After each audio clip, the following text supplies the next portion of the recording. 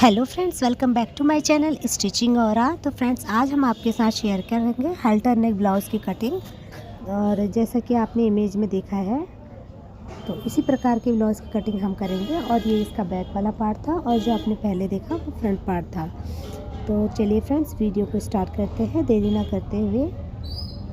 तो यहाँ पर हमने सबसे पहले हम एक लाइन ड्रॉ कर लेंगे सीधी, और उसके बाद जो भी शोल्डर है उसको हाफ करते हुए निशान लगा लें। तो 7.5 इंच शोल्डर था, तो मैंने 15 इंच था, तो 15 का आधा मैंने 7.5 इंच ले लिया। क्योंकि ये हल्टर नेक है और हमने इसमें नेक की ब्रॉडनेस ज़्यादा नहीं रखनी, तो 2.5 इंच पर ही हम निशान लगाएंगे। और यहाँ से 1 इंच डाउन जाते हुए हम शोल्डर स्लोप कर देंगे और उसे निशान लगा लेंगे। वैसे इसकी यहाँ पे ज़रूरत ज़्यादा नहीं पड़ती है, लेकिन फिर भी चलिए हम एक बेसिक तरीके से चलते हैं। तो यहाँ से फ्रेंड 6.5 इंच हम डाउन गए और इसके बाद यहाँ पर एक हमने लाइन ड्रॉ करनी है, और इसी लाइन से हम आर्म होल और अपर चेस्ट का निशान लगाएंगे। और यहाँ से ऊपर से इंच टेप को रखते हुए हम 10.5 इंच पर बस्ट पॉइंट का निशान लगाएंगे।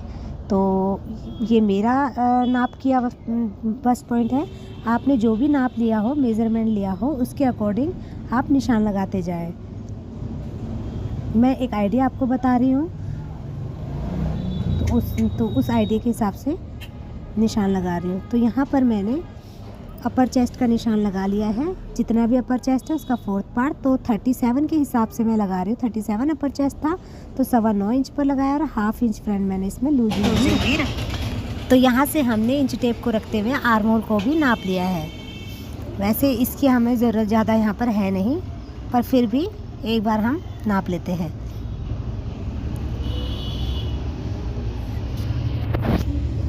तो फ्रेंड्स, यहाँ से अब हमने अपर चेस्ट का निशान लगाना है। तो अपर चेस्ट हम कैसे निकालें? अपर चेस्ट का जो डार्ट होता है, डार्ट पॉइंट, वो हम ऐसे निकालते हैं कि फुल बस्ट को 10 से डिवाइड करेंगे और जो भी निकलेगा उसको यहाँ पे लगा लेंगे। और उसके बाद मेरा निकला था 4.25 इंच, क्योंकि 39 मेरा फुल बस्ट था, तो यहाँ पे मैंने 0.25 इंच कम यानी कि 3 इंच पर मैंने निशान लगा लिया। अब उसके बाद यहाँ पे डार्ट लेना है, तो 3.25 इंच का मैं यहाँ पे डार्ट लूँगी। तो ये बस्ट के अकॉर्डिंग रहता है। 39 मेरा बस्ट है और 37 अपर चेस्ट है, तो कम से कम मुझे यहाँ पर डार्ट 3.25 इंच का लेना पड़ेगा। तो अब फ्रेंड, ये हमने इन निशान को आगे, ये जो निशान लगाए थे, इसमें लाइन ड्रॉ कर ली है। अब ये जो वेस्ट वाली लाइन थी ना, यहाँ पर इस पर हमें 0.25 जितना एक्स्ट्रा नीचे जाते हैं हम, और क्रॉस लाइन हमने वेस्ट वाली लाइन से मिला ली है। अब इसके बाद इस लाइन को हमने ड्रॉ कर लिया है। और अगर कोई भी बिगनर हो तो वो अगर आपको ये वाली शेप लगाने में थोड़ी सी दिक्कत आती है, तो आप कर्व को रख के इस तरीके से उलट पुलट के रख के इससे भी शेप लगा सकते हैं। देखिए, हाँ, इजीली शेप लग जाती है। वैसे ये एक बार कुछ टाइम के प्रैक्टिस के बाद ये शेप लग जाती है आसानी से, कोई दिक्कत नहीं होती। अब ये देखिए फ्रेंड, यहाँ पर मैंने इस तरीके से इस लाइन को नाप दिया है कितना है। जितनी भी ये वाली लाइन होती है ना, दूसरी को भी वहीं पर निशान लगा लेना होता है। यानी कि कहने का मतलब है दोनों लाइनें इक्वल होनी चाहिए। अब यहाँ से हम 2.25 इंच ऊपर जाएंगे और यहाँ पर क्रॉस एक निशान लगा लेंगे। ये हमारा मेज़रमेंट रहता है बैक पार्ट के लिए। तो इससे क्या होता है ना, हमारे बैक पार्ट की लेंथ मेज़र हो जाती है। तो यहाँ से फ्रेंड हमने इंच टेप को रखते हुए यहाँ पर वेस्ट पॉइंट, अब हमारा जो वेस्ट का निशान है वो इस वाले जगह पर लगेगा। तो इस लाइन से अपर चेस्ट वाली लाइन को मिला लेना है।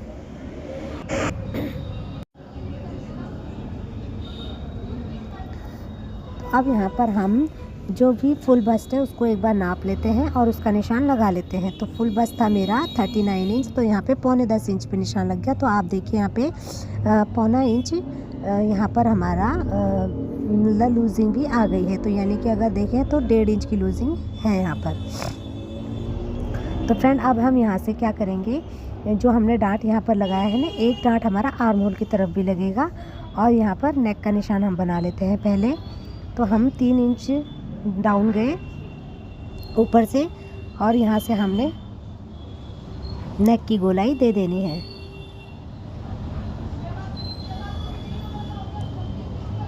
तो इसमें बहुत ज़्यादा डाउन नहीं जाना होता, क्योंकि आप हल्टर नेक बना रहे हैं।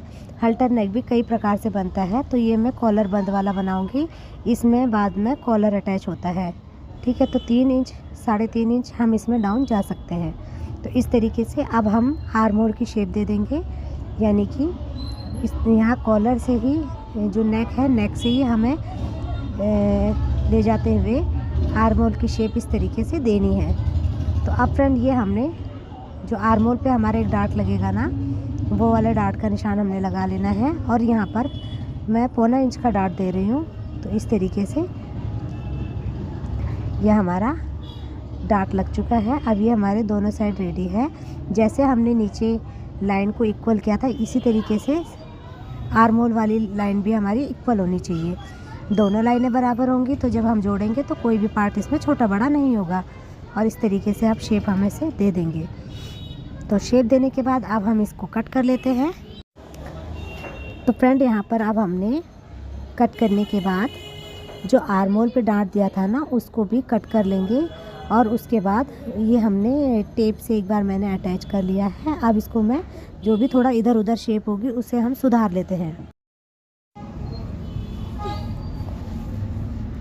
तो ये देखिए हमारा पार्ट कट हो चुका था फ्रंट का। अब हमने इसमें बैक पार्ट भी कट कर लेते हैं। तो इसी तरीके से एक पेपर को लेते हुए हमने जो पैटर्न कट किया था ना, उसको उसके ऊपर बिछा लिया है। और उसके बाद अब हम निशान लगा लेंगे। तो ऊपर से 1 इंच हमने एक्स्ट्रा लिया है बैक वाला पार्ट, आप नेक की तरफ से देख सकते हैं 1 इंच एक्स्ट्रा लिया है। अब यहाँ पर हमने साइड मिलाते हुए निशान लगा लेने हैं इस तरीके से। और अब इन निशानों को जो भी हमने मेज़रमेंट के निशान लिए थे, साइड के उठाए थे, उनको हमने इस तरीके से बढ़ा लेना है। ये बैक कटिंग करने का बहुत ही आसान तरीका होता है। अब फ्रेंड यहाँ पर अपर चेस्ट का निशान हम लगा लेंगे। जितना भी हमारा अपर चेस्ट है उसका 4th पार्ट, और जो भी वेस्ट है हमारा और उसका भी 4th पार्ट। इस तरीके से लगाने के बाद इन दोनों लाइनों को मिला लेने हैं। फुल बस्ट का निशान यहाँ पर बैक में नहीं लगता है। और एक चीज़ और, इसमें लूजिंग भी नहीं दी जाती। तो देखिए इस तरीके से साइड हमारी बराबर मिल रही हैं। इससे क्या होता है ना, जब हम पार्ट्स को आपस में जोड़ते हैं तो कोई भी पार्ट हमारा छोटा बड़ा नहीं होता। कई बार आपने देखा होगा कि कोई फ्रंट या बैक में से कोई एक पार्ट हमारा छोटा या बड़ा हो जाता है। तो अब इस तरीके से शेप देते हुए हमने इस तरीके से हमने इसको मिला लेना है और शेप दे देनी है। तो फ्रेंड अब इसमें हम नेक देंगे। तो नीचे से मैंने 4 इंच ऊपर जाके नीचे की पट्टी 3.5 या 4 इंच आप अपने अकॉर्डिंग रखें, जैसा कि इमेज में दिया गया है। और यहाँ से नेक को उठाते हुए इमेज के हिसाब से ड्रॉ कर लें। तो कुछ मटके के आकार का ये दिया गया है, तो उसी तरीके से मैं इसको ड्रॉ कर रही हूँ। और ये हमारा ड्रॉ हो चुका है पैटर्न। अब इसके बाद मैं इसको कट कर दूँगी।